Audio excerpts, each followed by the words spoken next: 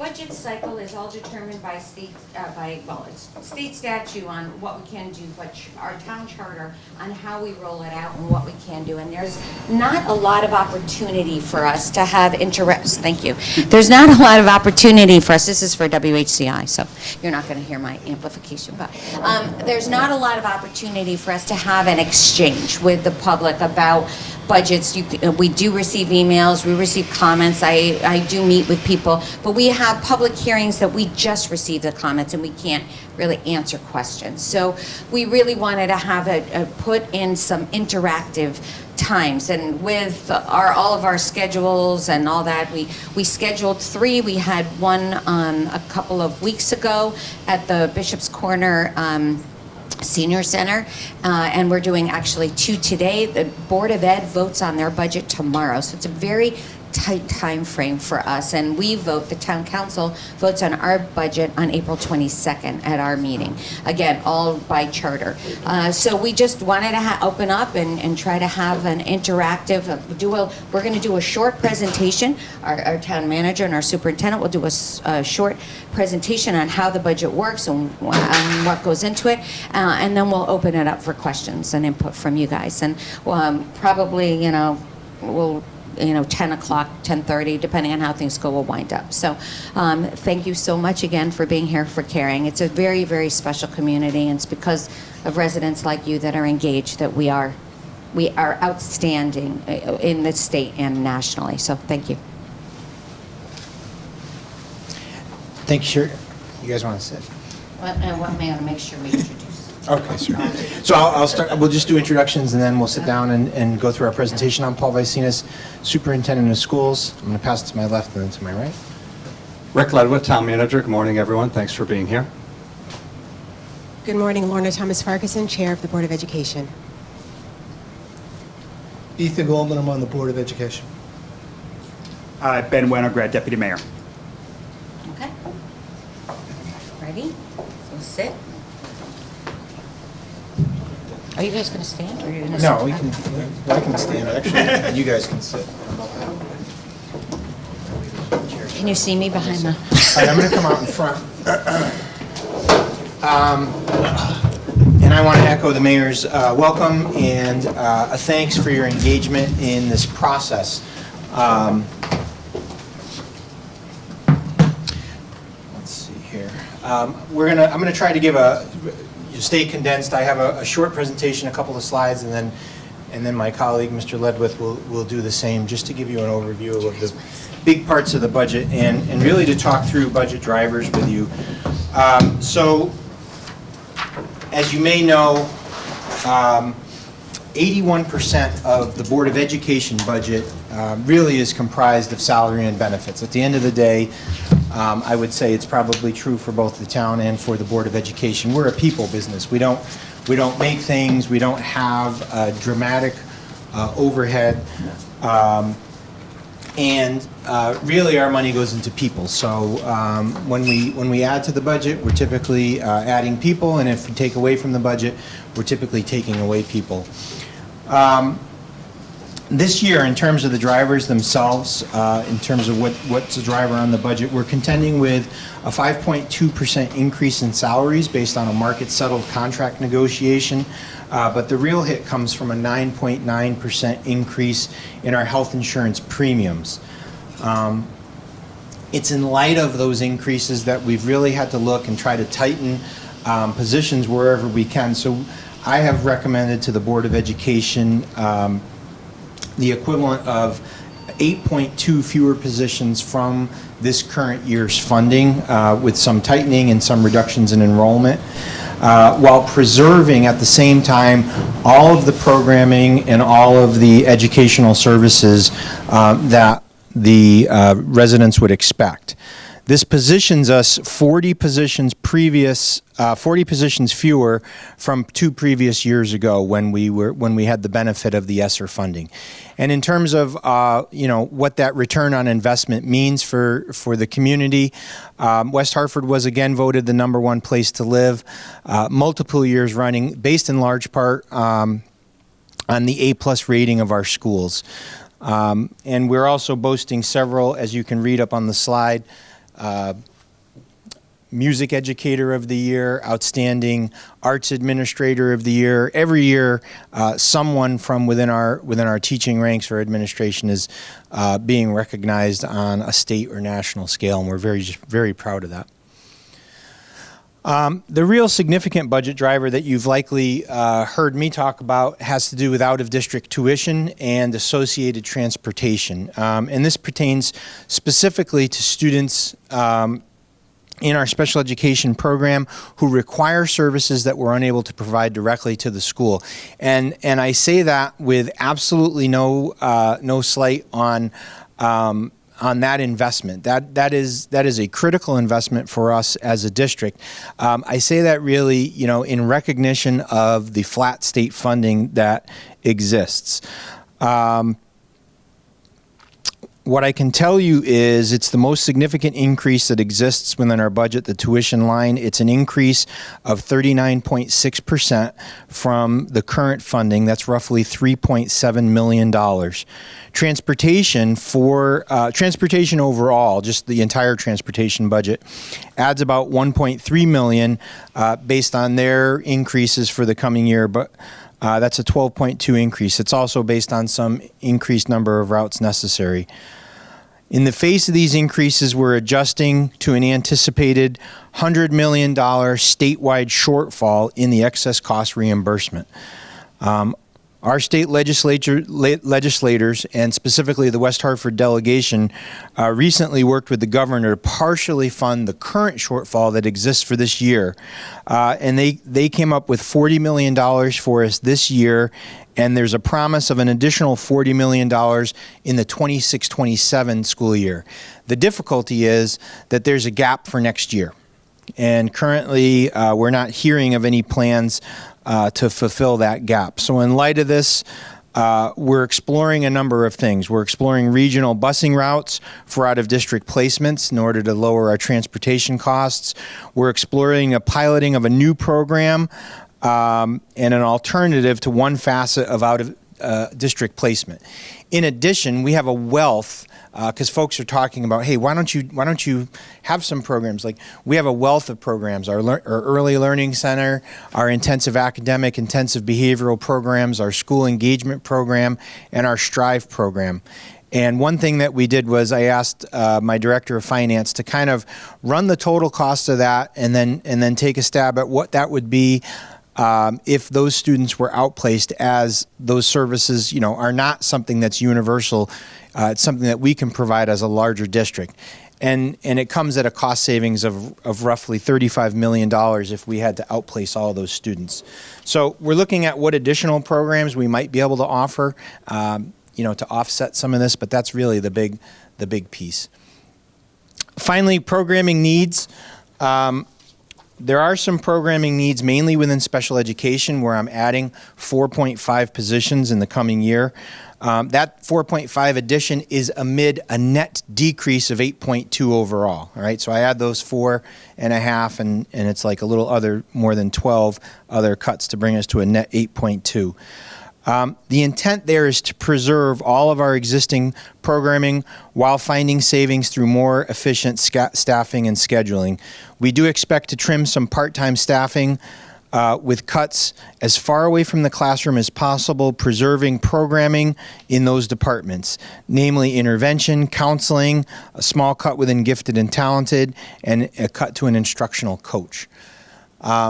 The return on investment, as you can see, we're extremely proud of the accomplishments of our school. This most recent year, every year I can put on 6 or 7 sort of accomplishments like this. So this is for this most recent year.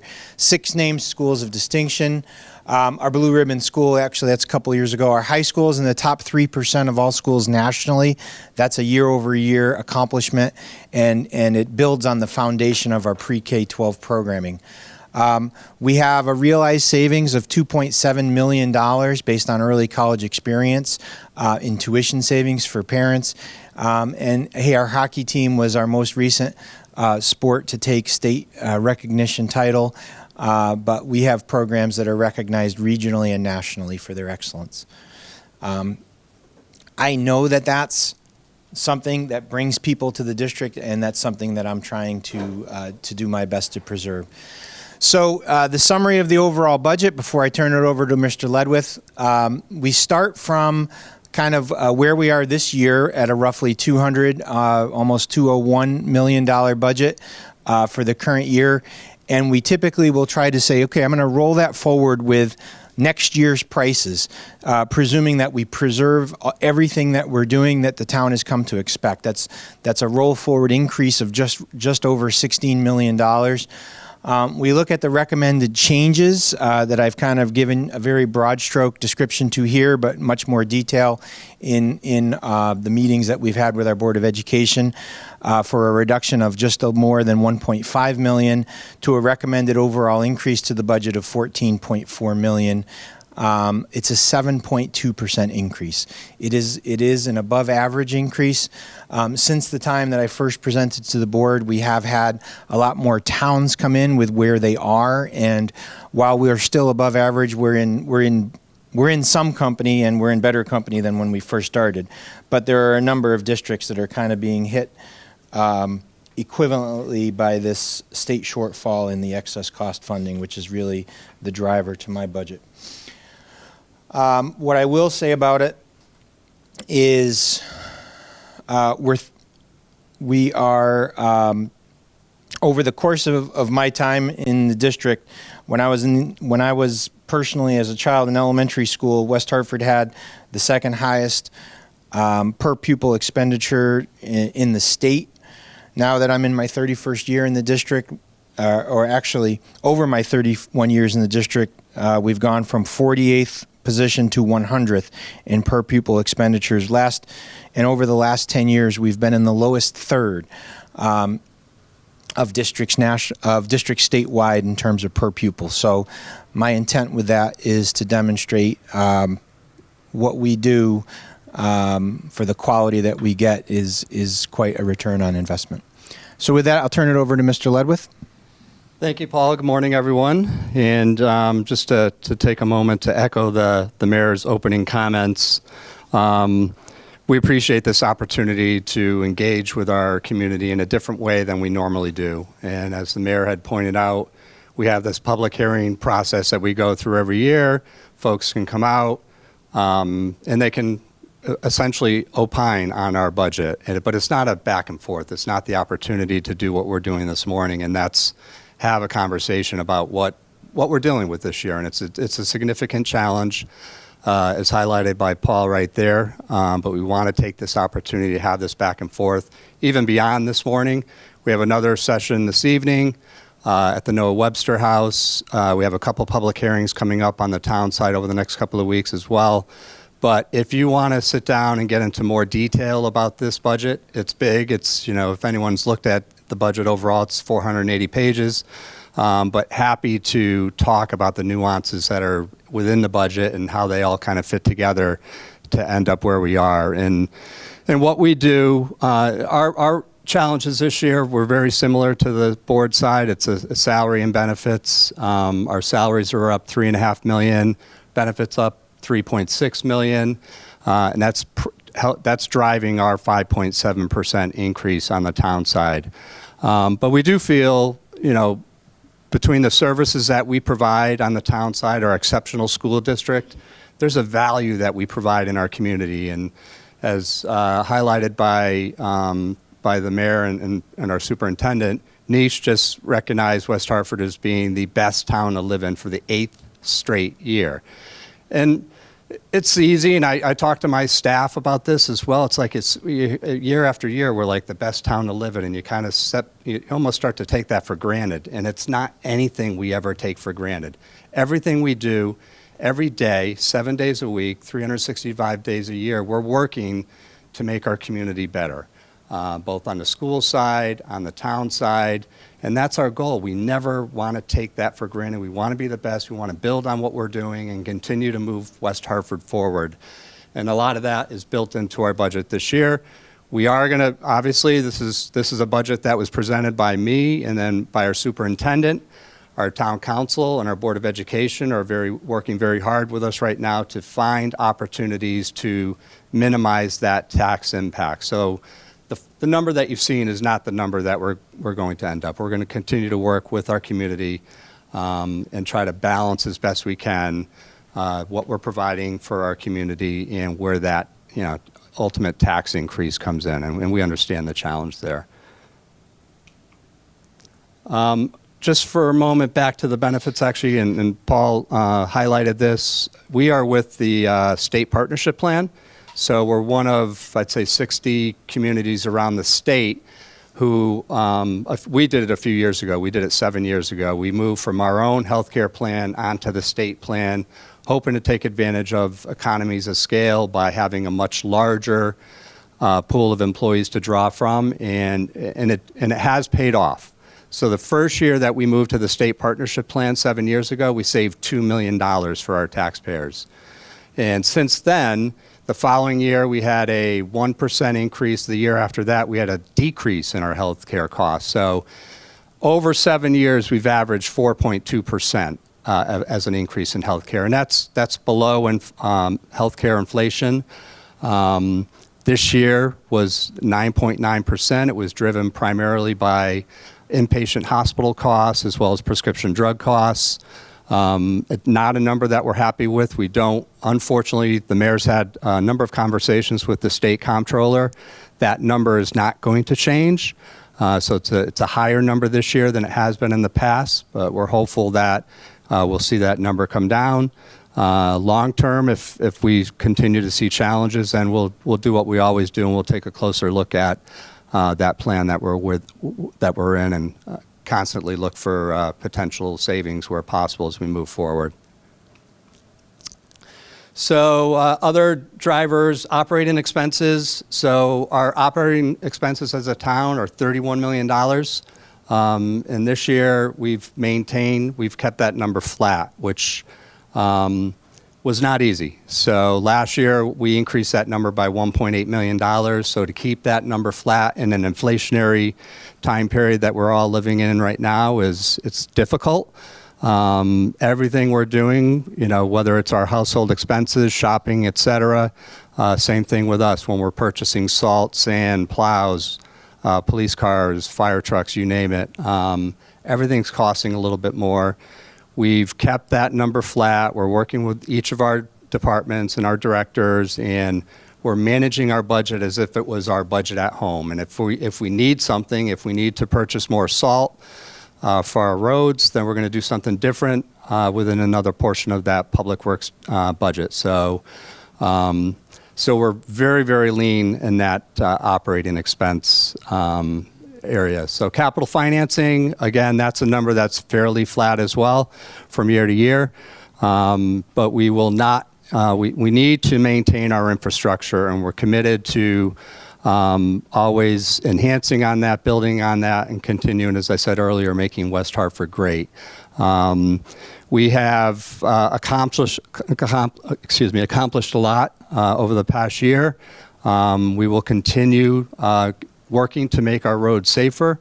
As folks have heard, we've had a commitment to Vision Zero, and we completed about 115 projects over the last year, and we'll continue to build on that this year with even more projects, as well as a commitment to quick build projects to see some of that impact a lot sooner as well. So that's those two drivers. So overall, as folks know, we are a AAA rated community. That has a benefit to our residents as we move forward. It allows us to, as I talked about our capital improvement plan and capital financing, we're able to borrow money at a lower number than most communities around the state, and that allows us to, again, it's a benefit for all of our residents to keep those costs down and maintain our infrastructure and build on it. Grand list growth, we've had a lot of questions about the development that's happening around town, and literally on every corner of our town from north to south, you see some form of development happening. So there's a strong commitment to multifamily and mixed-use development, an incredible commitment to affordable housing. Our council has committed $7 million in ARPA funds. Those are funds that we received from the federal government during COVID. We invested that $7 million in affordable housing, and we've increased our affordable housing from 7.45% to 8% over this past year. And if you total up all the development that's happening around town and included the affordable units that is in that development, that number will grow to 9%. Folks are asking, all right, with all that development, why are we not seeing a decrease in our taxes or in our mill rate? Everything that you're seeing right now is in some form of development. A lot hasn't even been built yet, but the projects that you are seeing are in some process of the construction schedule. So we're not seeing that dollar for dollar impact on that growth quite yet. So next year will be a little bit better, 2 years out, as we see some of these projects that were recently approved by our council, we'll see that number even grow more. But that being said, this year we did have a $61 million increase in our grand list, which helped to minimize that tax impact a little bit. So we do have, in everything we do, when we're back working on our budget, just not now, but throughout the entire year, is looking for ways to be more efficient and find opportunities for savings when available. One example of that is our pension plan. So I talked about our AAA rated status for bond purposes. And we went through a long period where we saw diminished returns in our pension plan. 3 years ago, our mayor and our town council had that vision of taking advantage of our AAA rated status, issuing pension obligation bonds to fund our funding status within the pension plan and to help reduce costs to our taxpayers long term. So we did that 3 years ago. We saved $2 million that year that we did it within our budget. The amount that we contribute to our pension plan, it's called the ADEC, the Actuarial Determined Employer Contribution, was $26 million back in 2022. Today, that number is $10 million. So that number is reduced by $16 million. We do have to pay for those bonds, so the difference in our annual cost is made up in the amount that we fund our debt through, but taking advantage again of that AAA rated status. So, and today our funding status stands at roughly 94-95%. So, and then you talk about grand list growth again and return on investment. And obviously, we're all seeing the impact on our home values. They're up everywhere, as we know. They're up a little bit more here in West Hartford. With, on average, a 35% increase in the value of our homes. Any of us who may have looked around at our neighbors who might be selling, you're seeing there's no inventory. Those numbers continue to rise up. Our grand list today is $7.2 billion. Met with our assessor last week. In 2 years, we're projected to see that grand list grow to $10 billion. So just significant growth that's been occurring that will continue to occur over the next 2 years. And again, I think it's a function of the services that we provide. Our school district and our residents and our businesses are very much an important part of all of that. So this is overall our summary is a 6.55% increase in expenditures, 5.7 on the town, 7.2 for the education, 5.2 for capital.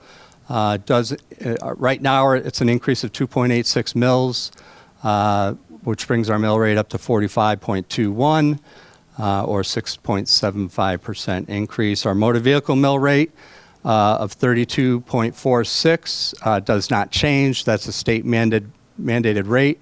I just do want to comment on something. There was an article last week that indicated that our motor vehicle taxes were increasing by 5%, and I just want to, that's not what's happening. I just want to real quickly walk you through that change there. So this past year, the state mandated how municipalities, how cities and towns can assess their motor vehicles. And that change resulted in a mandated depreciation schedule that the state said, all right, apply this depreciation schedule to all of your motor vehicles. That dropped our value by $50 million by implementing that depreciation schedule. That impact was felt across the entire state. Legislation decided to back that change up, realizing the impact that it was having on the entire state. So the state gave municipalities the option to essentially claw back that decrease in value, which is what we did. So we're going to collect $18 million in motor vehicle taxes this year. It's the exact same number of motor vehicle taxes that we collected last year. So our motor vehicle taxes are not going up. It's the depreciation schedule that the state mandated that they're allowing us to add 5% to each level of the depreciation schedule. I can get into the weeds if you wanted to on that, but it is what it is. So, so that's my summary, and then we're going to, I guess, turn back over to our council and Board of Education for any final comments, and then what we'd love to do is engage in a back and forth with all of you. So thank you again for being here this morning. Thank you. So I just want to put all of this, what you just heard, and we want to hear from you, but I just want to frame. Well, I'm going to put it all in perspective, right? And some of the emails that I get are indications of what people are thinking, and maybe some perspectives and some assumptions. We are a highly residential community. West Hartford, unlike certain other towns, Windsor, Farmington, other towns that have a more corporate presence in their community, we're residential. 10% of our revenues come from the state. It's very small compared to other states in the country. A lot falls on the town to provide services. We alone, pretty much, and it's our residents that provide all the resources for our schools, our police, our fire, our public works, which truly is what defines our community. Those are the highest. Then we have, obviously our human and social services, our libraries and all that. Small pieces of the budget wouldn't move the needle much. But it's the schools number 1, police number 2, fire number 3, public works number 4. Those are the big items. They make up the majority of the budget. 90% of our revenue comes from property taxes. 90% of that comes from residential property taxes, just shy of that. So it really is our residents that have been shouldering a lot of what, and again, compared to other states, property taxes are a driver on cost of living, on everything. That's the structure that the state determined. We don't get a share of sales tax. We don't get a share of any fees that we collect. Every year we get mandates from the state that require us to fund something else. For instance, early voting, where they pay less and less for something. So I'll give you an example, our dog licenses. We are required to provide dog license. I think it's $9 a dog license. This town keeps $1. The state takes $8. It costs us more money as a town to administer the dog license than it does for us too.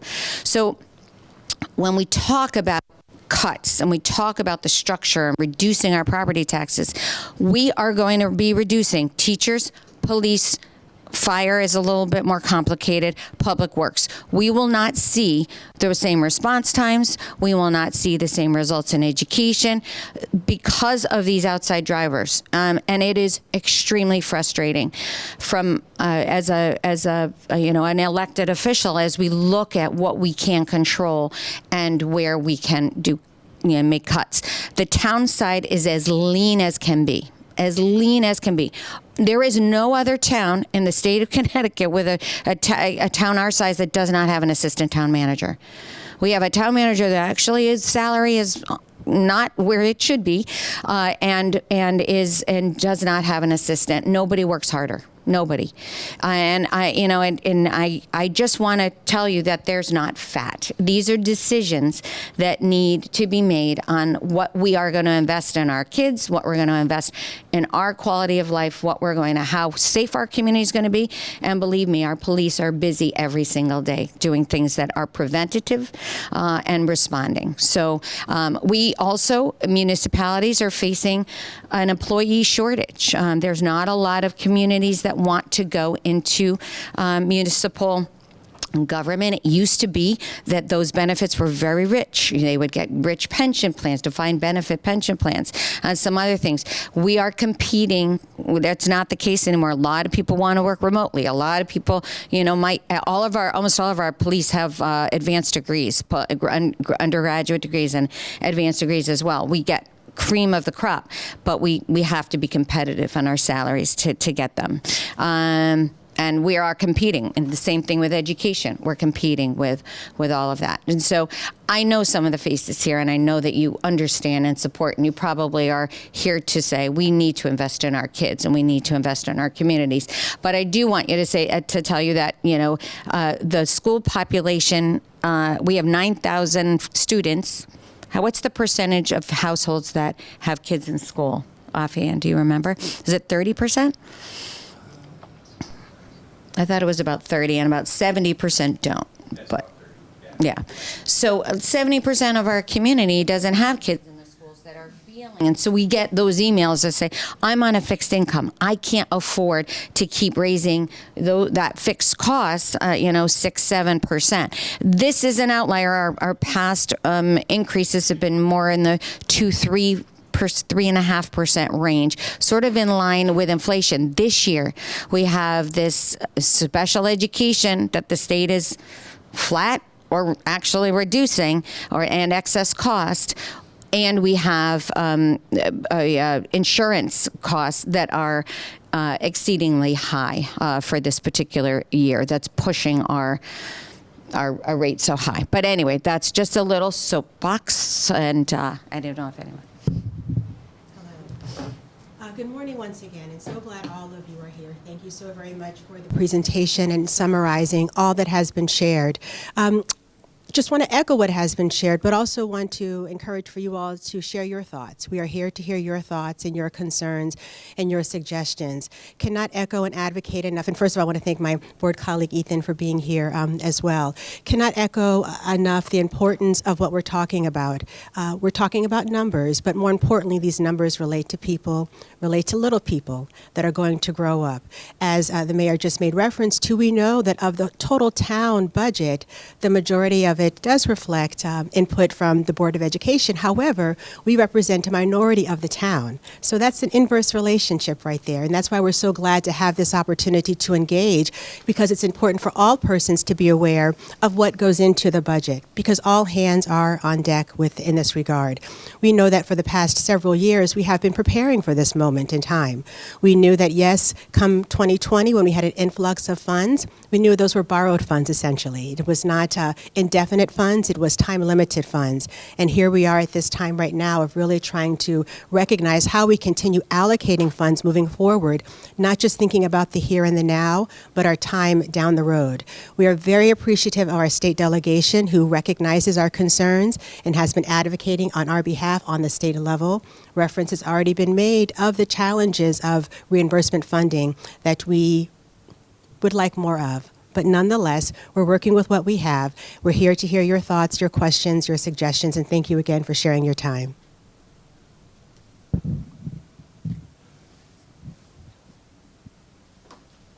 While you're hitting, I do want to also say that we're looking at some very stark situation with federal funding coming our way, and that is something that's weighing on us very heavily. We have a couple grants in limbo.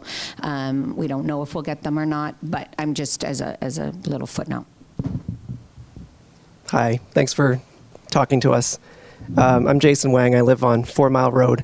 Mayor Sherry, you mentioned there's no fat in the budget.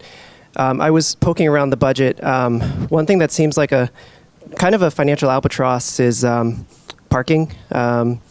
Looking at the numbers, we expect to bring in $2.2 million in fiscal year 2026, we expect to spend or lose basically $3.2 million on the same parking, but that doesn't appear to include capital expenditure of $10 million over the next 2 years for the parking garages, which is, that's $10,000 per space. And I went up to the parking garage this weekend, and the top 3 levels were empty. So when that seems like a crazy expenditure when we're talking about, I understand that the kids, that our kids may have to do with a little less because of inflation, but there hasn't really been a lot of conversation about these really extraordinary parking expenses. Raising we're basically subsidizing parking in the center. All of us are. Business owners outside of West Hartford Center, all residents. It's a huge subsidy. It's probably several dollars per hour. So if somebody from Avon comes in and goes to our town center, we're as town people, we are subsidizing people to use our parking. And there probably is a realistic conversation about do we subsidize people on parking so that they spend more money in town? But then when you look at 3 floors of empty spaces, that's kind of painful because every 10 spaces is a teacher's salary. And that number is crazy, like $10,000 per space, not to build, but to renovate. I mean, how is that figure arrived at? Can it be deferred? And is there a plan to get rid of a parking garage or increase the fee for parking, or recognizing that townspeople are subsidizing, give residents a break on parking, like an hour free every day, and maybe charge people out of towners more? Because I think it's reasonable to ask, if we're not going to raise taxes at the rate of inflation, it's reasonable to ask people, including parents and kids, to give back a little bit. But we haven't talked about this money-losing parking system giving back a little bit, whether that is increasing fees or decreasing our liabilities, or just, again, looking at that $10 million, that almost doesn't pass the smell test to me. How can we spend $10 million, $10,000 per parking space to renovate? Thank you, Jason, and happy to answer that question. I'll try to answer it as succinct. It's a complicated arrangement that we have. Arrangement is probably not the right word to use, but I understand your question. So we do have, we have a parking lot fund where when we go into the center, we go to Blueback Square, we pay for parking, that revenue goes into our parking lot fund. We also have all of our expenses of our parking operation in that parking lot fund. So right now it's a self-sufficient fund where the revenues are funding the expenses.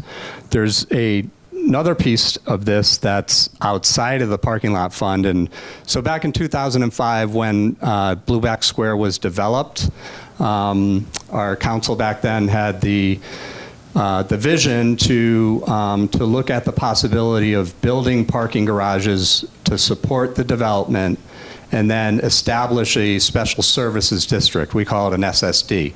So since that time, the Blueback Square tenants and residents of the Heritage Park condominium complex have been paying an SSD tax to be part of the special services district. So, and then the parking that's in the garages and in Blueback Square is in our special services district fund, not in our parking lot fund. And there's an exchange transfer from an accounting standpoint that happens every year between those two funds. But we've used that tax and the revenues in Blueback to fund the debt of the parking garages. So we paid for those garages through that process. So garages were built 20 years ago, and you have to renovate a garage structure that's that old. Believe it or not, it's 20 years old now. So we are committed to using bonding funds. So we will bond. I talked about our capital financing.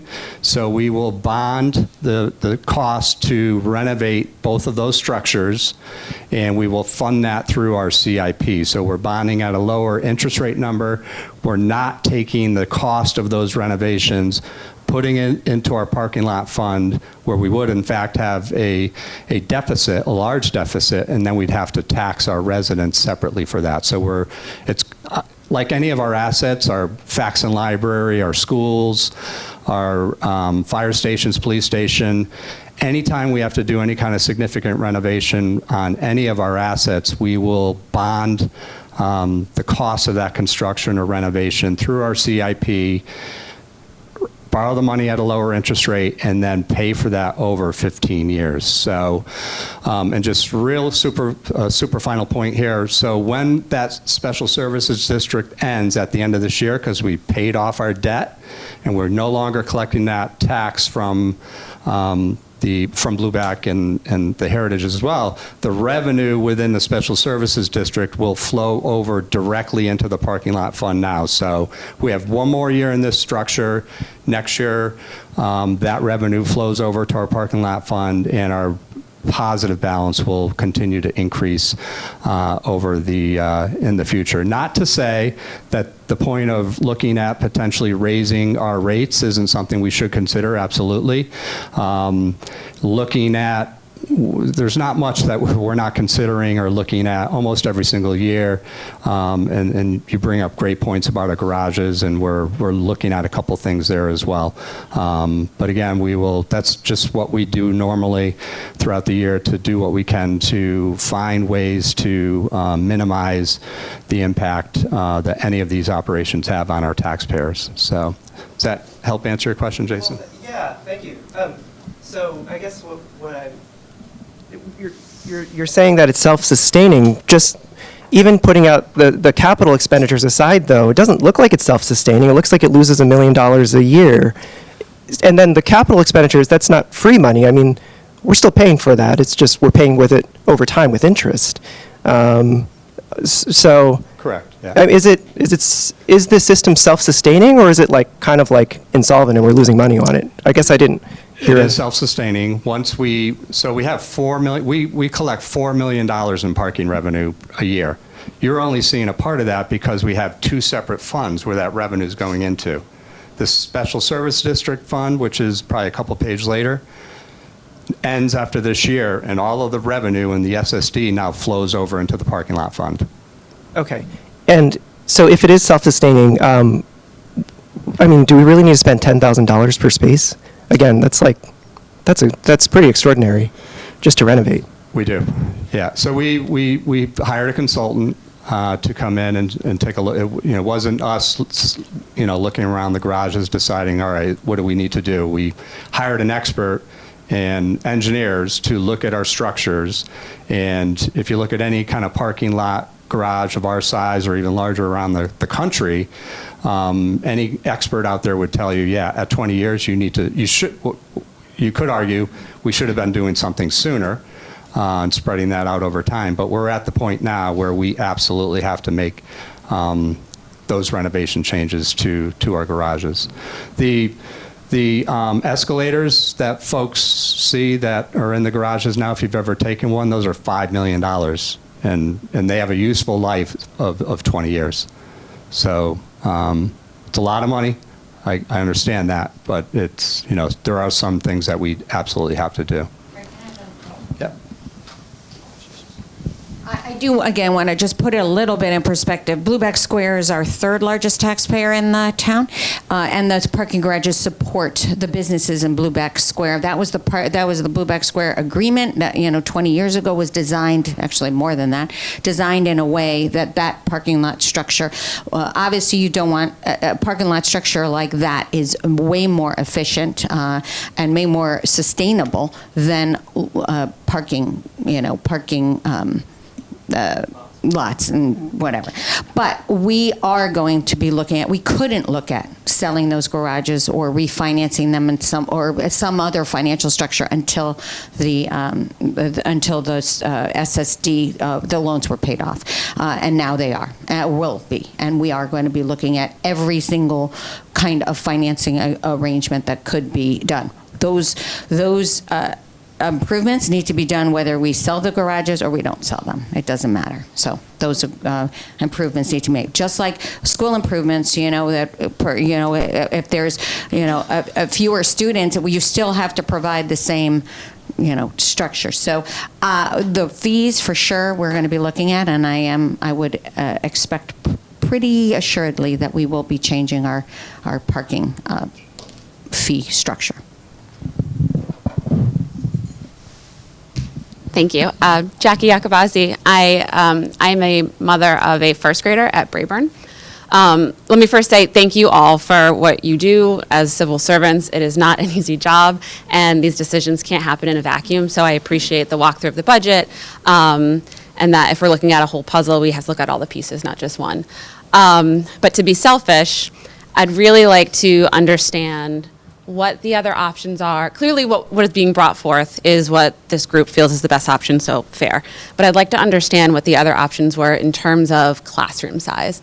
So for Brayburn, the proposal is that for our fourth graders, which doesn't affect my kid for a while, but it will, they're gonna go from 3 classrooms down to 2, and 27 children in a class. I don't know who that's worse for, the kids or the teacher. It's challenging for both. I was volunteering in the first grade class the other day for 20, and wow, God's work. And but it really, there's so many factors, and at least at Brayburn, we have children that have different behavioral needs, so there's going to be more of those folks in our classes that require more resources, which there's going to be cuts there and things, but maybe you can talk a little bit about what the other options are, because I really don't think 27 children in a class works. And I know we can look at nationally and what other states are doing, but we live in Connecticut and we live in West Hartford. And I live in West Hartford, I'm a lifelong resident, but because I had a much bigger house that I wanted in Bloomfield, but I knew that I'd be raising my family here. So if you could talk about those options, I'd appreciate it. Happy to do so. So, a couple of things. Class size has been certainly the one of the largest topics that I've certainly seen, and I know probably a lot of folks here, if you have school-age children, that's a concern. I want to talk about what maybe some folks don't necessarily realize on the class size front in general. So up on the West Hartford Board of Education website, my recommended budget is up there, and there's a data supplement that I think a lot of people are looking at and referencing, indicating, hey, these are the projected class sizes if we did a strict adherence to our class size guidelines, with 27 being the maximum that we would look at in a 4th or 5th grade, and that is a jump from 3rd grade. K through 3 is 23 as the guideline maximum. So not surprisingly, a lot of the questions I'm getting are from current 3rd grade families as they look at the increase into 4th grade.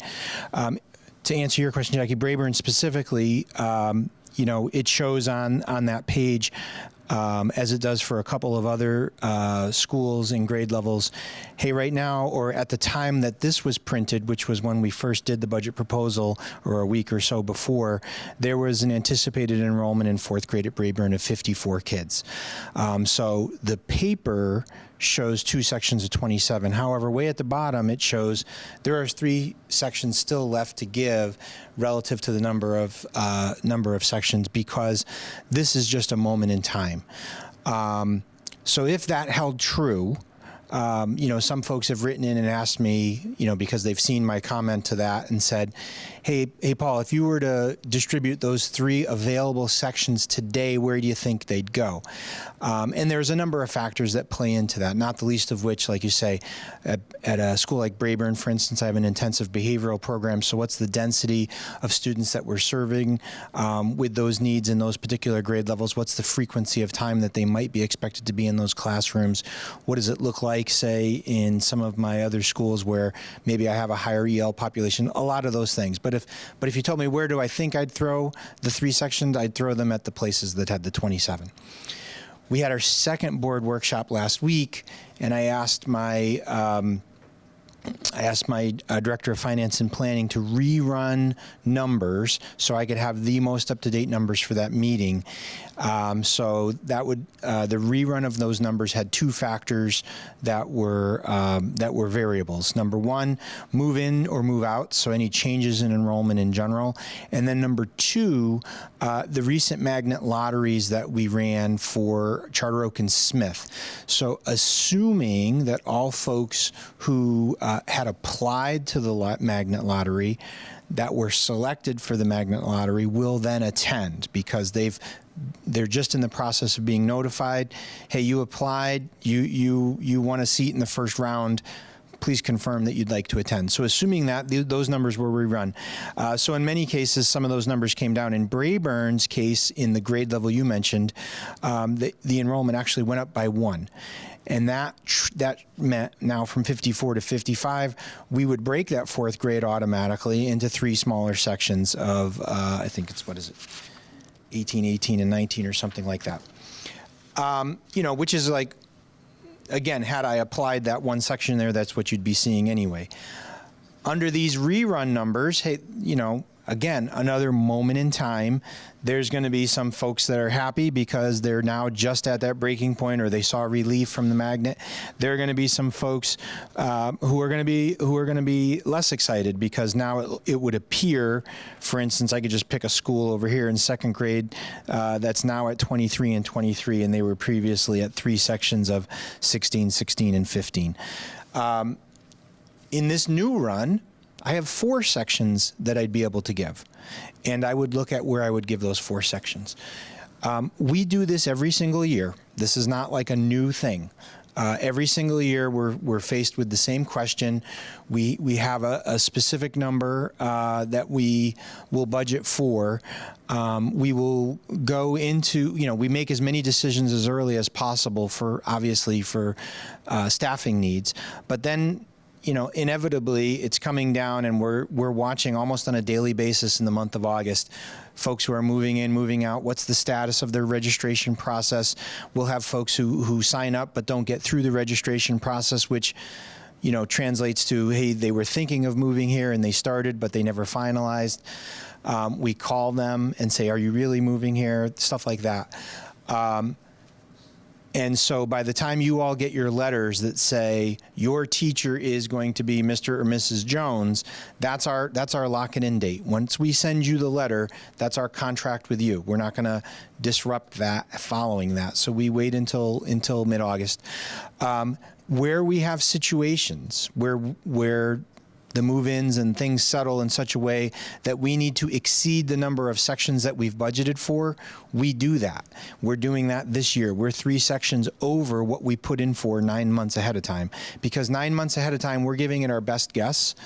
And when we do that, we then have to find a way to compensate for that. Now, at times, some of that compensation can come in just from hiring, and we try to hire. We average like when we do a budget for folks that we don't know, we'll average a salary at $75,000, which is somewhere. I wouldn't say it's smack in the middle, but maybe approaching the middle range, plus $25,000 for benefits. So it's $100,000 for every FTE that we can't attach a name to. We don't know how many years of experience, et cetera, et cetera. If we get some newer teachers that come in, if we're able, then we can realize some of those savings, and we have the money budgeted in the payroll account to cover it. If not, then we have to find some savings, and we've done that. We've done that where we'll have a position that's on the books that we choose not to hire for, whether that's not to hire for the year, not to hire for a portion of the year, in order to realize some savings because whatever budget gets passed, ultimately first by the Board of Ed and then affirmed by the Town Council, we can't come in over budget. We have to, balance that budget by the end of the year. That's essentially a statute. Our other options, you asked about other options, our other options become finding something we're not going to do and trade for a classroom teacher. So that, and like I said, we're 81% people.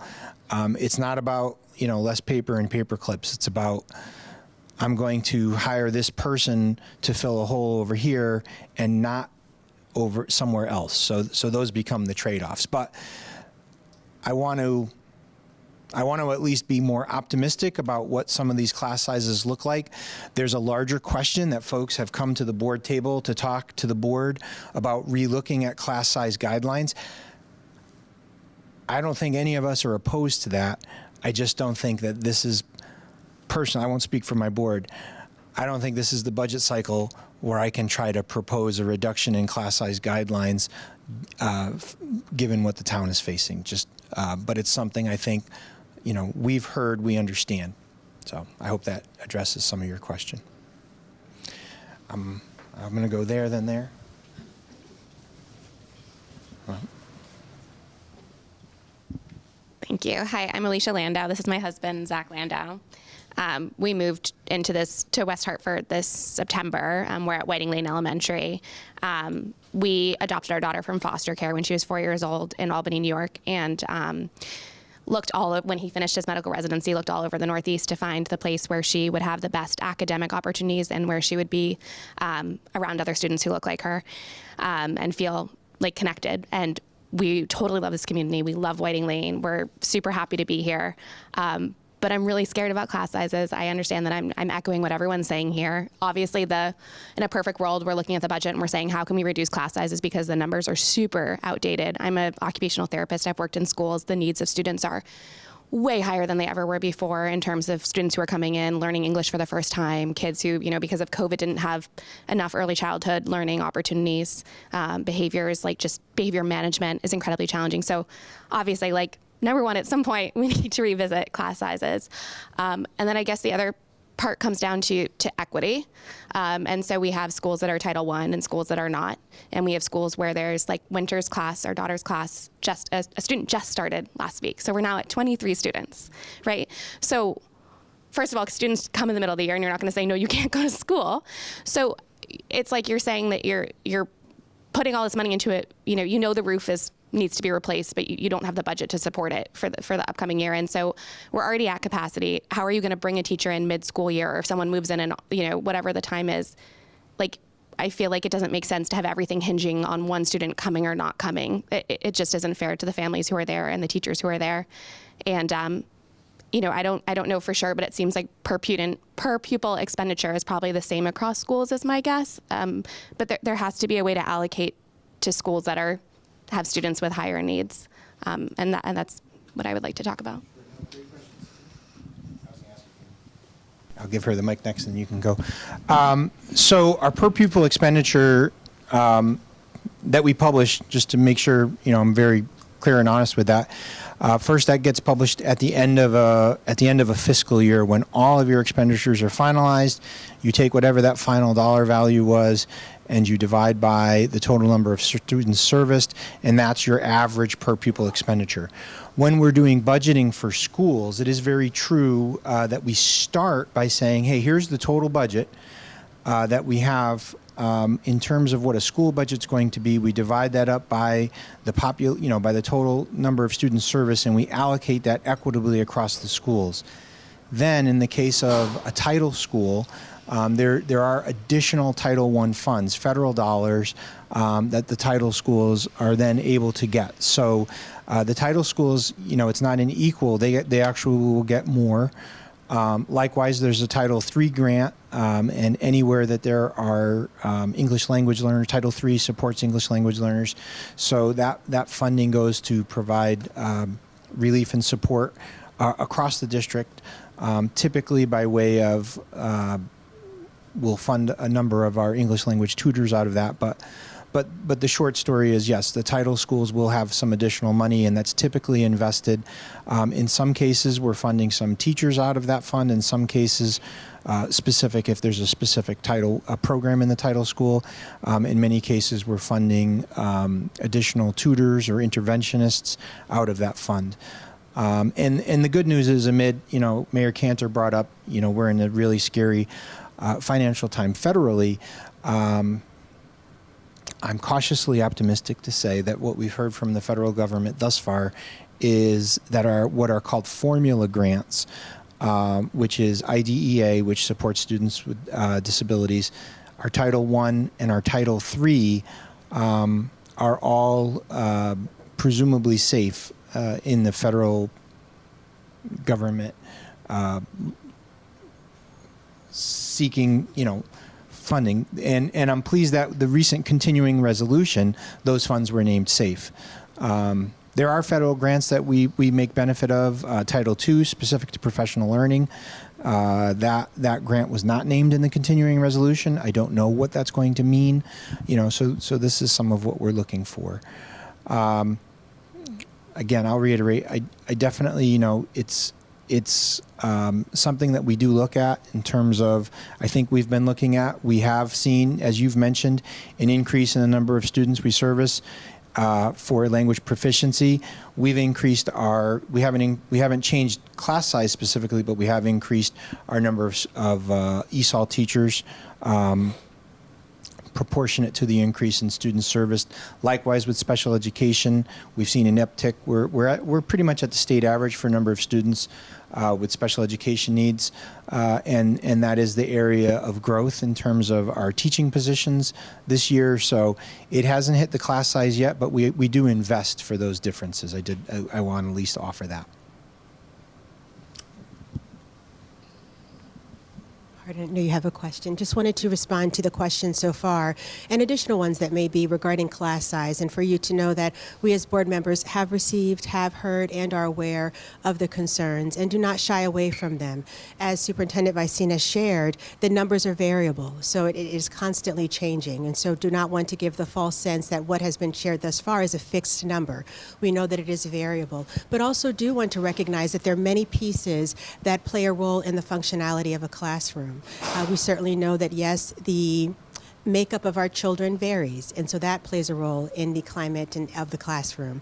We know, yes, the number of students, but also in terms of the quality of what is happening in the classroom and the leadership as well, and referring to our teachers. And that's why we are so appreciative of our teachers. That's why we certainly do value professional development. We have that on Wednesdays. That is an important opportunity for the teachers to refresh, to revive, and to address what's happening in their classroom. So say that because do not want to give a false sense of security that the number alone will determine how the classroom is functioning.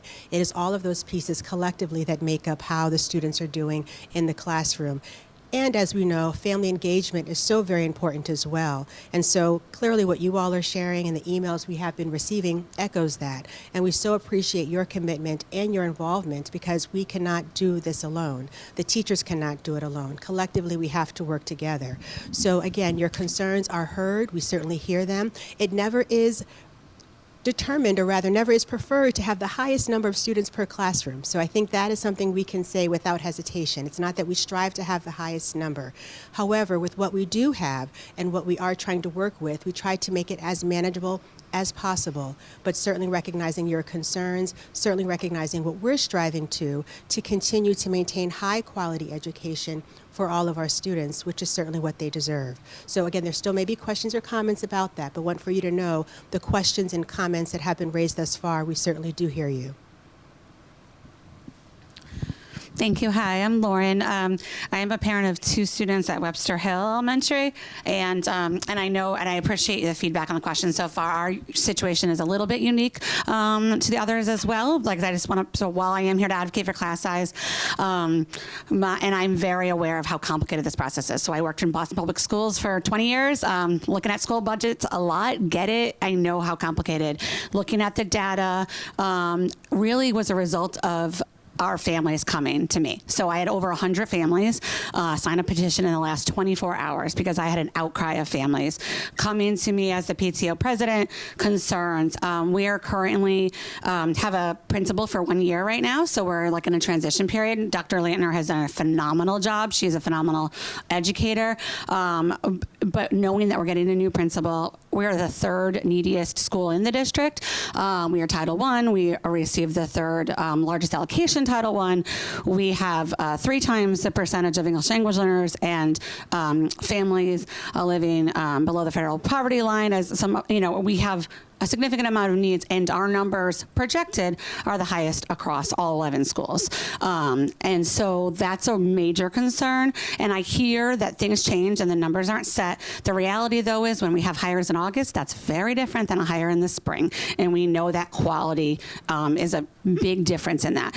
We are in a situation right now where we can't have any more students, particularly looking at our second grade projections. So if we're at like almost at that cap. So I'm looking, while we talked about fourth and fifth grade and those numbers are looking very high, we're most concerned about our first, second, and third grade classrooms that have gone from 3-strand to 2-strand over my 4 years. A strand a year has been pulled. The numbers have increased in those really key grade levels.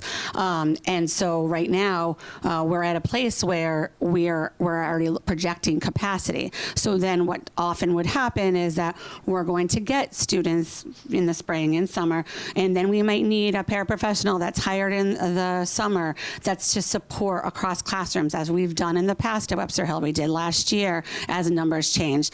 And it's a further burden to the teacher. Our teachers are feeling the burnout currently.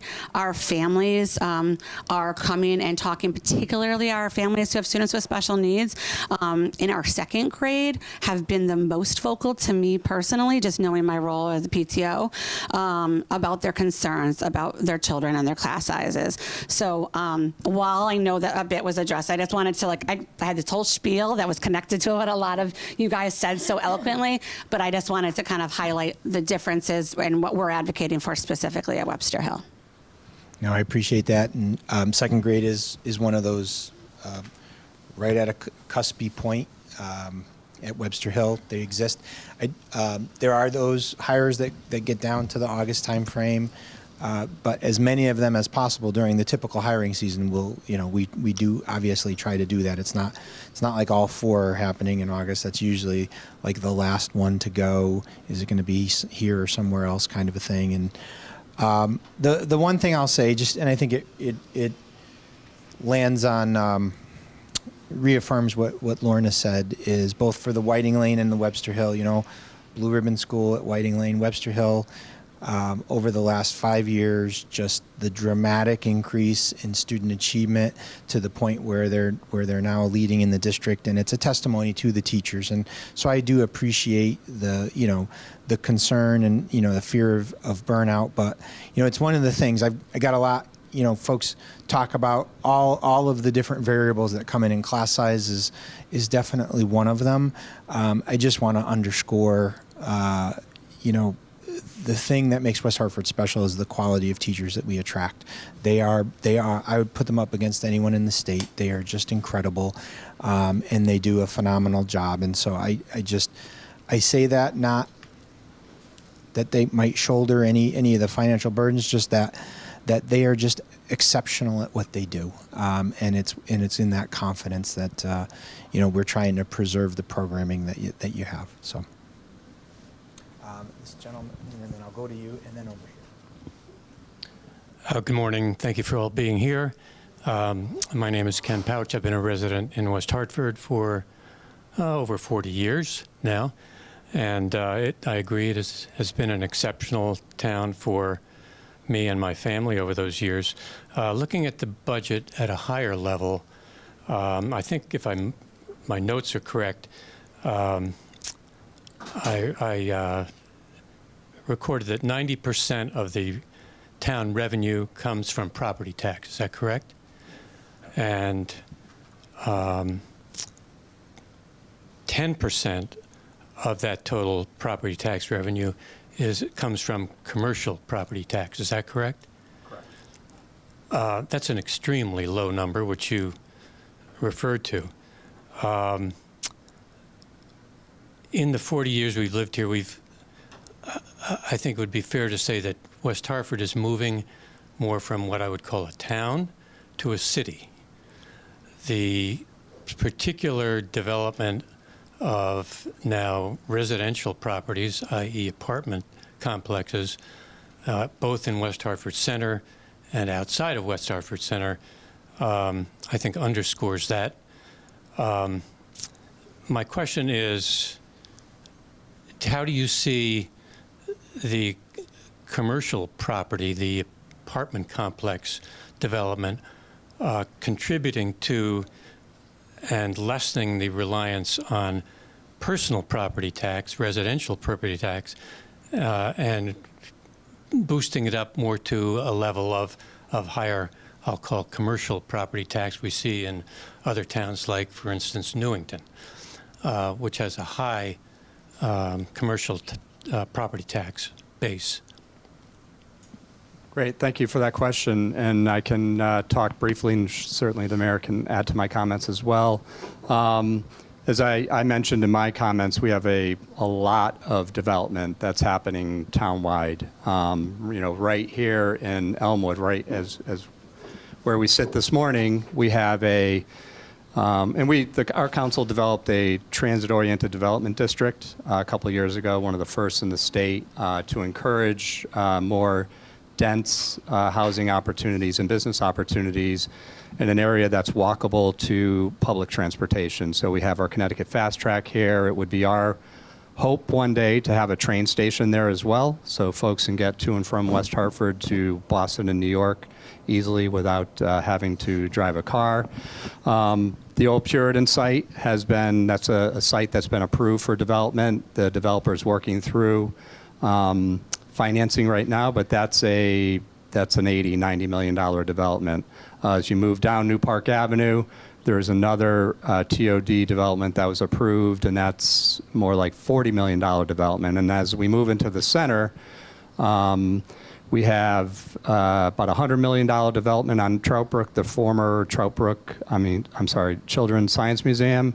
And then on Farmington Avenue, we have 100% affordable development at 900, the old West Hartford Inn. So that's about a $40 million development. We have the Byline, which is heading west on Farmington Avenue, which is almost done. It's about a $50 million. That's a mixed-use development, so that'll have residential on the top floors, commercial on the bottom floor. And then as we move into the center, we have two other projects that were approved. And then as we head to Yukon, we have on the parking lot side, the developer's building 4 apartment buildings with 300 units. That's about a $90 million development. And then on the west side of the campus, where the main campus was, it's about a $150 million development there. So hundreds of millions of dollars of development and where you talk about our AAA rated status and the brand that we have, that we're all part of, people continue to want to invest in West Hartford. At the Yukon site alone, the property where those 4 apartment buildings are going to be put, they purchased that land for $22 million. So it's just, again, it's a sign of what we offer here in West Hartford. Developers want to be here. But as I said in my opening comments, we're like 2 years. So next year we'll have even more growth. And that second year we will see kind of an explosion in grand list growth as a result of all of these projects that are in some form of approval, either approved, not yet constructed, or constructed. So, Mayor, if you want to. But how, maybe you'll address this, but how do you see all of that development you've given the detail to us on, reducing the burden of 90% of the revenue for property tax residing on the residents? How will that affect a lower property tax burden for the residents? So almost all those developments are adaptive reuse. A synagogue that now it was not taxable is being converted to a mixed income development. A motel that was underutilized and pretty low, whatever.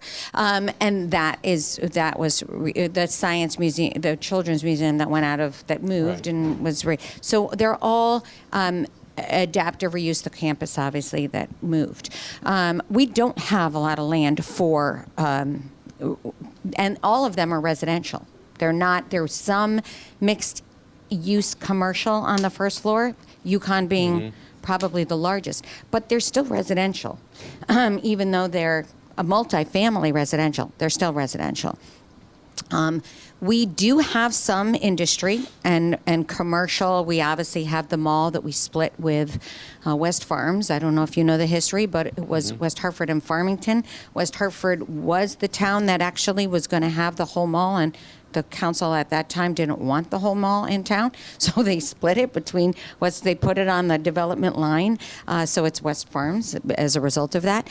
And so we obviously have a center. We have Bishop's Corner.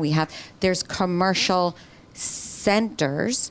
But we don't have land for extensive commercial development except for the Yukon, which is going to have some commercial development. Otherwise, it's really all multifamily residential. We did spend a lot of attention with our industrial base. We have a number of industrial properties, Triumph being one where we worked very hard. There was a consideration of them consolidating their operations with another company and leaving West Hartford potentially. And we worked really hard with the state DECD to work on some of their fixed costs to make it more valuable for them to be here and stay here. And I mean, that doesn't get a lot of publicity, but it was an incredible amount of work by myself, our state delegation, to keep them here. And they actually brought a line of manufacturing into that facility that's across a Charter Oak School. Mm-hmm. We continue to work. We have but I think it's not that it's unrealistic, but it's very challenging for us to diversify our housing, that development of 90-10, because we are so highly developed. We will continue. There's not a lot of. We will actually strengthen Blueback. There is some, there's some turnover in that, and there is a lot of desire for that commercial office space. There's a lot of companies that want to be in a vibrant center versus in an industrial park and somewhere remote. So we're seeing a lot of interest there. But it's really fortifying the commercial districts that we have. The growth of that probably is not going to be is not going to change much. And to the talk of the city-town, that is part of, I think, Tracy Wilson, in blessed memory, our town historian, had talked about that city-town. Populations over 50,000 can self-identify, really. And, New London is a city. Largely because it was a center, an industrial center. We were an offshoot of Hartford. We're a suburb of Hartford. And that sort of is that commercial residential makeup that's historic for our community. It was a residential community. It remains a largely residential community. And so that city-town, having that be a draw. I think we are a draw for restaurants and our center, and maybe some commercial properties, but not in the same way that Hartford is, or we're not a major employment center and all that.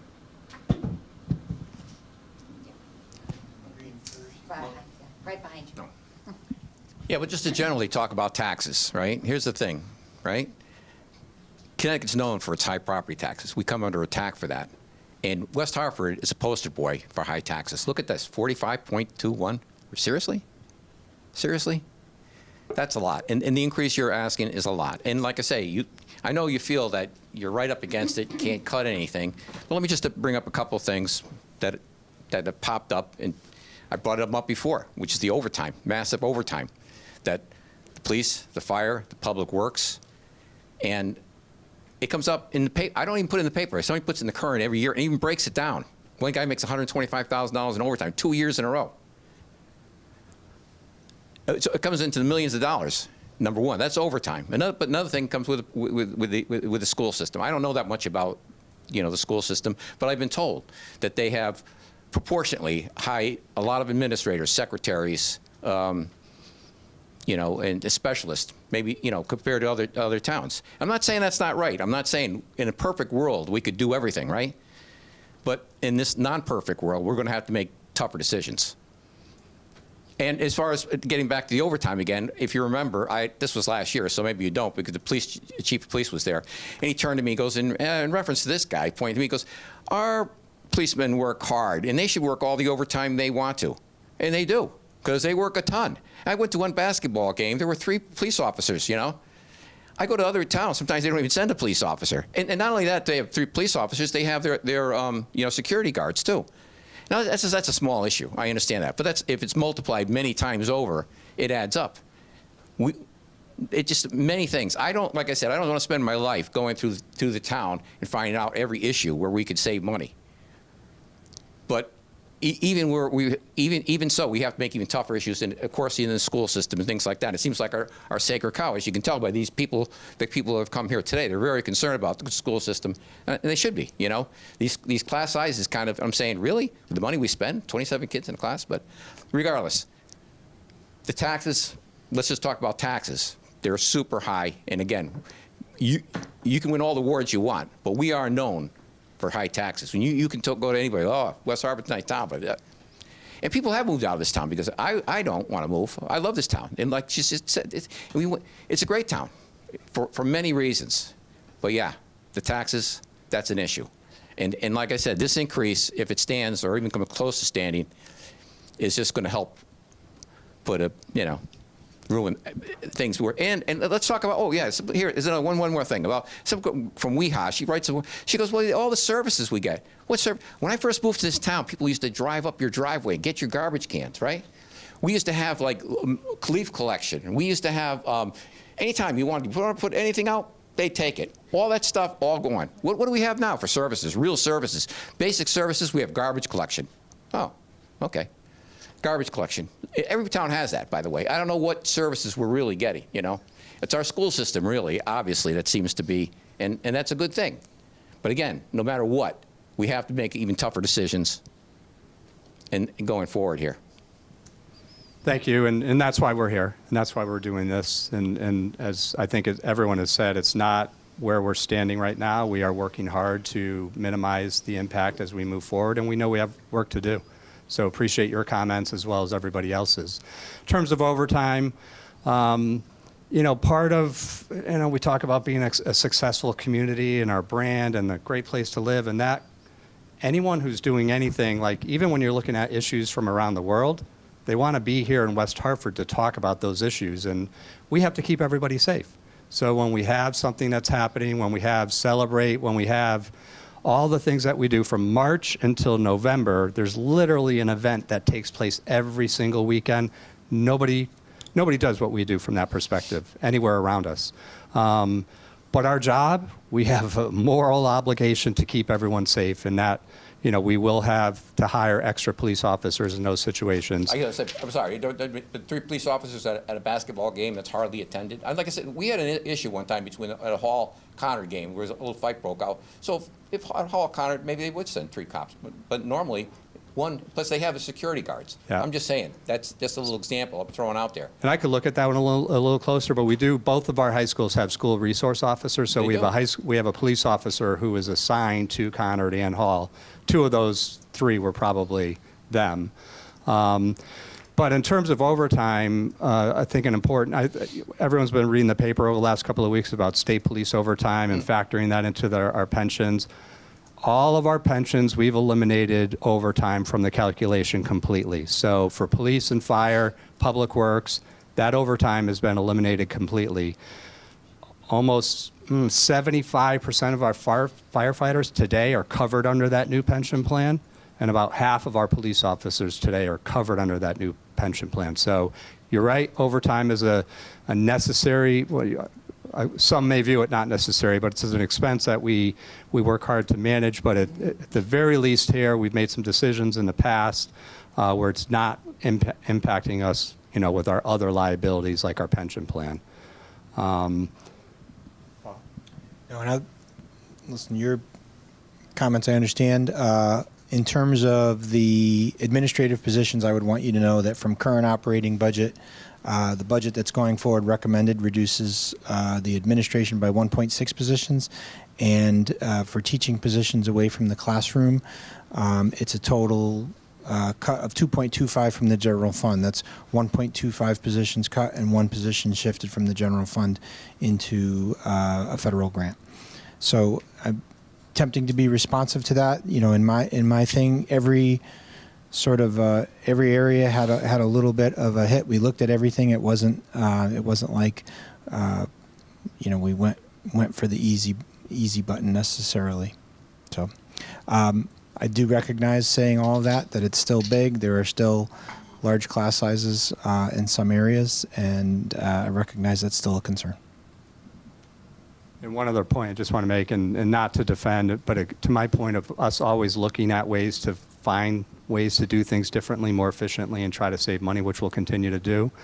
I've been here 25 years, so not quite as long as my superintendent here, though I am older than he is. When I started here, we had 600 full-time employees on the town side. We have 450 full-time employees today. So we've reduced our workforce by 150. To the mayor's point earlier, we're lean and mean.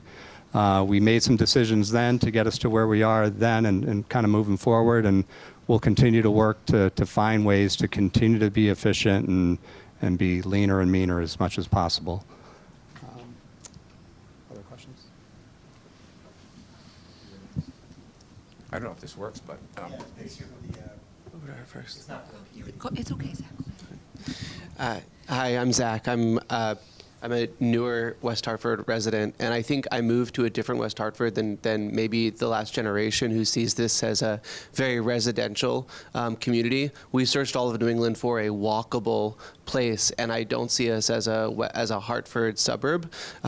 We're some of those West Hartford residents that never go into Hartford. Our commercial centers are here in West Hartford. We travel well outside the region when we want to be in a city, and I think of West Hartford as a growing city.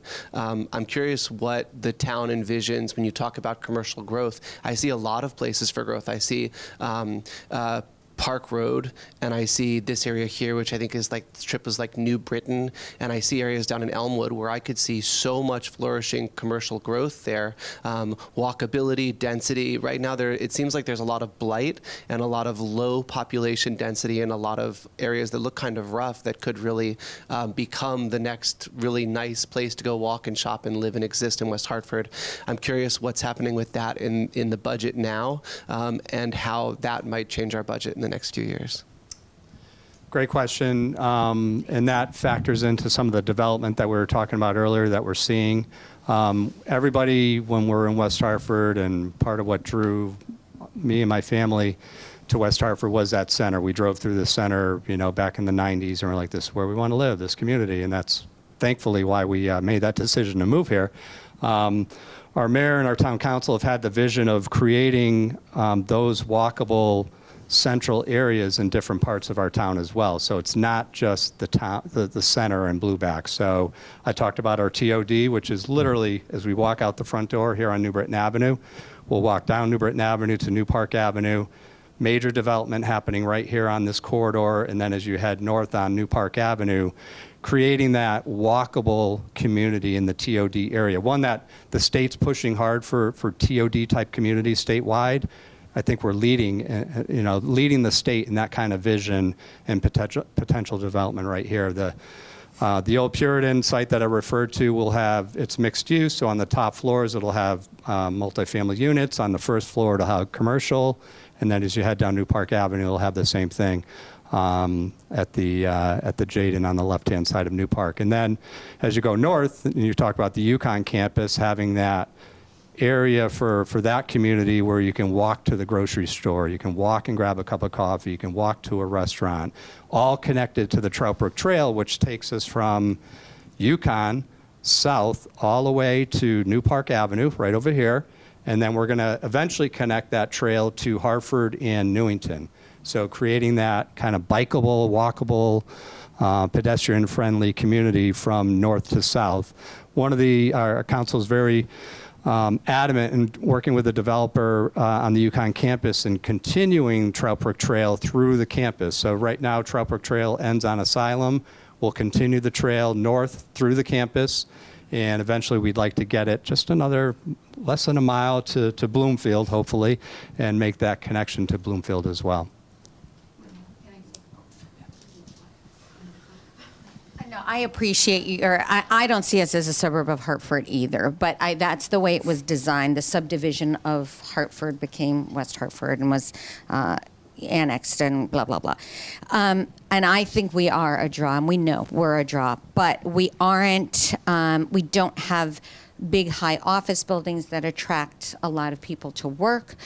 We have work centers, and we do, but our largest employers are the town, and I think the Hebrew Home, our two largest employers. So we don't have large employment centers, really, sort of why I was saying I think that the city sort of designation. But we could, and I don't think it benefits us in any way, but I don't think it hurts us in any way either. So at some point, we might be the city of West Hartford. We'd have to change a lot of our signage and all that, but, it would cost us quite a bit of money, but whatever.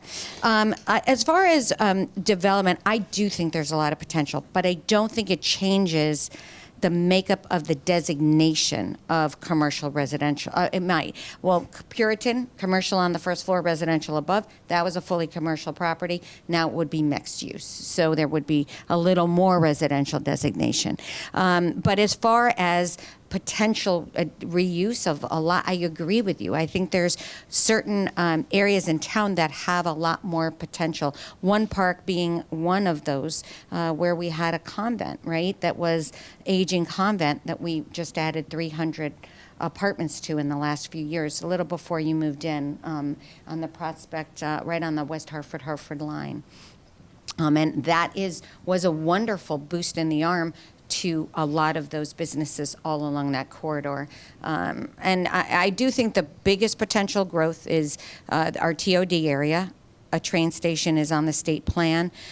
We do have plans for a new community center, which could make that old community center campus a very attractive property, a difficult property with an aging 100-year-old school and topography that's difficult.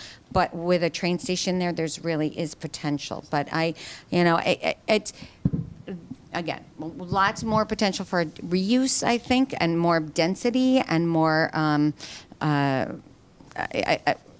some updated, a lot of updated uses, but I think it takes people living in an area to really light it up, and that's what we have been working so hard with, and that's really what the developers are interested in. So, and just one more comment. I just want to go back to development. I think we're talking about a lot of development. I don't want people to forget that for 20 years, between Blueback and in the last really 3 years, we didn't see a lot of development. We saw very little grand list growth. That's kind of why we're in some of the position we're in, that we didn't have steady grand list growth. We had revaluations that shuffled the values of property throughout town, and we have had continuing increases in the values of our residential properties. But that just shifts, who's paying what. The larger homes didn't go up at the same rate as the low and moderate priced homes did, and so the low and moderate homes went up at a higher rate. So, and we're going to have we're in the middle cycle of a revaluation, so that mill rate will come down again when we talk about the grand list growth that Rick had shared, 7.2 billion to 10 billion. That's going to decrease our mill rate quite a bit. So we're in the middle of that cycle, but we are seeing, and we can try to bring in developers when times are tough. If interest rates go up, it's going to be harder. If supplies are hard to get, if steel goes up and wood goes up, it's going to be harder for us to attract. So we have to kind of grab those opportunities when they come before us, and that's what we've really tried to do. Thank you. I just want to add real quickly one thing, and Rick correctly pointed out that our staffing is down from 20 years ago. One thing we have added is economic development, though. And we do have an economic development coordinator whose job is both to, be the check-in for the local businesses and also look for new ones. And that's been a great success. And again, so we want to be sure, when we're cutting the budget, and we all get, everybody here gets it in terms of the tax implications of this, and the real harm being done by higher taxes. There are people who who a tax increase will be a inconvenience, and others who it could mean no longer affordable to stay in town. These are real issues here. But one thing we can do, spending is not all just negative, right? And so economic development here has really helped to diversify the tax structure here and bring in businesses and keep them here especially. We had one, I forget the name, the entertainment one going up in Corbin's Corner. Council person saw great entertainment. Level 99. We saw this great place in another town, mentioned to economic development, they went out and recruited, and we got somebody in. So again, that, if you know businesses, people want to come, there's a reason people want to come here, but keep on recruiting, because the more business, the better. Hi, everyone. My name is Libby. I appreciate everyone being here, and I think we're all here because we genuinely care about this town, and we care about the kids that live here. My husband and I are both graduates of Hall. We grew up here. Our parents are both still here in our original houses, which is just really special, and the schools are what drove us back here after living in New York City for a long time.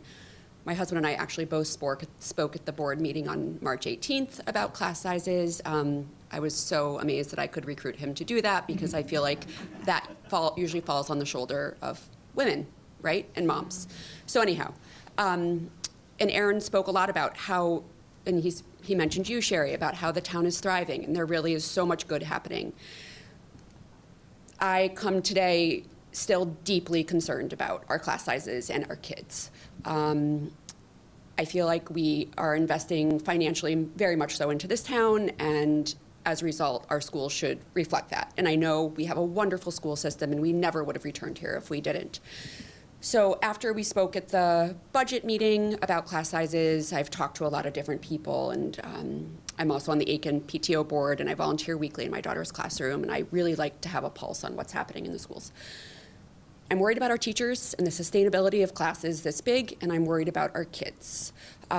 So I've spent the last week and a half really thinking about alternatives that it sounds like we're sticking to class sizes in the email that you sent to people that wrote concerns. And one of the things that Aaron and I were both thinking about is how can we be creative in what we do about class sizes? And I know this is not a popular topic, but I think it needs to be addressed. And I know Shannon Merriman mentioned this at the March 18th board meeting, is at what point do we consider redistricting? And I know no one wants to talk about that. It happened twice when I was a kid in West Hartford. I had Bugby friends join me in second grade, and then the area that Aaron and I both grew up from from Albany to Stoner, Hunter, then became Braeburn. So I had my next door neighbors went to Conard on Orchard, and my sister and I stayed at KP and Hall. It was not popular, and my mom's best friend was the Board of Ed president back then, and no one liked it. But guess what? It served a purpose to best service our kids. I guess, and this was not something that could be talked about at the board meeting, because obviously you guys cannot respond, but I guess at what point do we consider redistricting to make class sizes more equitable across the district? Because as it stands right now, there's no reason a class should have 26 to 27 kids in fourth grade at Aiken and 18 kids at Smith. That's just inequitable, and we can't say that those kids are going to get the same education when there are 9 more students in a section of fourth grade at Aiken or Braeburn or Webb Hill. I've done my research. So I guess at what point do we look at it and say maybe it's time to change the map around, especially with the developments? And I know it's like 0.25 kids for every unit of development, but we know exactly which school those developments feed into, particularly on Trowbrook. We know that the east-facing will all feed to Aiken, and then we know the new affordable housing property at the former Shoal on North Main will also feed to Aiken. And I was just looking at the map, and my husband's company actually developed the Camelot, so we care about affordable housing. This is important work. We know where those kids are going to go. And there will be families there. He knows there will be families there. So I guess at what point do we consider redistricting? I know it's not a popular topic, but I feel compelled to ask it. I don't know that I have a timeline answer for you, but I'll say, obviously it's come up, and I think you bring up a good point. Number one, I think as these projects come online, as families begin to move in, and seeing if our projections, we just presented the long-term enrollment projections, and there were very specific questions about what will the impact be of these different housing developments. So as that, number one, as we sort of say, okay, do the projections and what we're anticipating, is that actually happening? What's the impact on the schools? That's going to be one factor. I think, this question has come up over class size over the last 2 years. It comes up every year, but it's come up, I think, with a lot more public momentum behind it. And I think it becomes part of that question. If we were ever to look at class sizes, we would have to look at those two things together.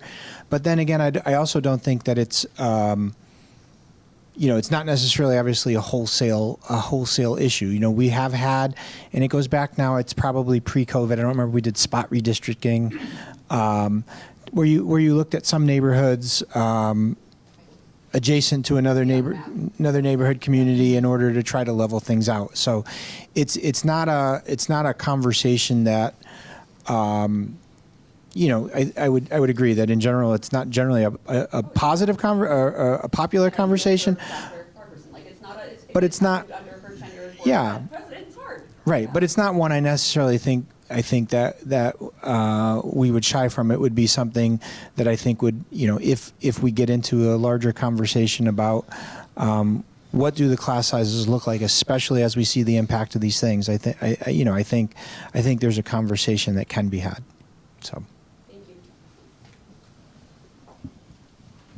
It's 10:30 now, and I don't know if there are any other questions. I had one more, but if Okay. we need to finish, that's okay. Well, before you ask your last, we'll take one last question. I do want to thank WHCI for being here and covering this, so people at home can watch and learn and respond to us. We're always available by email or phone.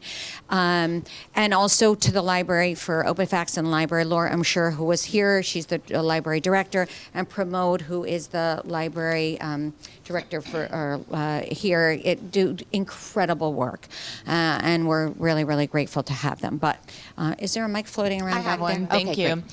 Hey, I'm Chloe Groth. We are a new Brayburn family. We've just moved from New Orleans in the last 2 years, where there is no public school system and there is no city infrastructure that benefits children. So we feel incredibly lucky to be here and really thankful. And honestly, when we pay our taxes, we're privileged to be able to just say, please keep benefiting our children. So I read the response in the email about the higher class sizes and how the success rate of children didn't really change at the higher class rate, how children are still performing well at the higher class rate, which obviously we can attribute to having incredible teachers. I was a teacher in the Weston Public Schools for several years, and so I do know the emotional and the physical and the mental energy that increase would cause for the teachers. So I feel like I need to speak for them because I have a third grader and a fourth grader at Brayburn, and my kids are with them right now. And so one of the aspects I'm worried about is how those teachers will be supported and how we retain those teachers. And because they're the reason that the success didn't decline. So as a new family that doesn't really know much about the district, what support is in place, what systems are in place to support those teachers if that increase does need to happen? Thank you for the question, and welcome to the community. I'm glad. First, I would say there are, I think about the lower grades. We are trying to preserve a support mechanism that we have. We used to have something that we called kindergarten paraeducators. They worked specifically in the kindergarten classrooms. They actually work now primarily between K and 1. We do blend them, and we typically will provide one paraeducator for every 2 classrooms in K and 1 is generally how we'll do that. When we look, you said you were at Brayburn specifically? Brayburn with a third and fourth grader. Okay. When we look at Brayburn as an IB school, we look at the supports that we're able to provide in that. And one of the things I wanted to mention that we're a lot of students will come into an intensive behavioral program, or maybe some of the schools that have our intensive academic programs, and they're programmed with one-to-one adult support. We're trying to do a lot of work within special education. Right now we're piloting to say, hey, rather than have all of these individual education plans specifically naming, therefore mandating by law, one-to-one adult support attached to the singular student, we want to look at what the density of that looks like across the classrooms and be able to trade 2 or 3 paraeducators for an additional special education teacher who can then be pushing in. Because what we find is, if Paul has a one-on-one and Rick has a one-on-one, and then we end up in the same class or we go to the same arts class or something, there can be a lot of adults in the same room, and their effectiveness at supporting the children is no longer there. But we have to, but it becomes about how the IEP is written, because we would have to change the language in the IEP to where it was all of a sudden a 2-on-1 support. So we've been in the practice of that over the last couple of years. It's one of the strategies that we're trying to do, and we've asked for different schools, hey, we'd like to do some more of this. See if we can get your community behind it, because if I can be then hiring those additional special education teachers, it's number one, it's a more qualified support for the children. Number two, it's affecting, it's a difference when I have 2 certified teachers versus a paraeducator and a teacher in terms of the level of support and the different kinds of environments and the small groups that we can create. So that's something that we're also trying to do. I would say I'm aware of the demands on our teachers. I talk to them a lot. I hear from them. I talk to their union. The teachers are very, very. The teachers are always better to talk to. They're much more optimistic, but I hear the truth and the things they don't necessarily want to say to me through their union representation. But at the same time, our retention rates do remain very strong, and I think that has to do where we have folks that they can feel burnt out and they go somewhere else, and one of the things they come back. And they say the level of support that they do get in the district is just not really well paralleled anywhere else.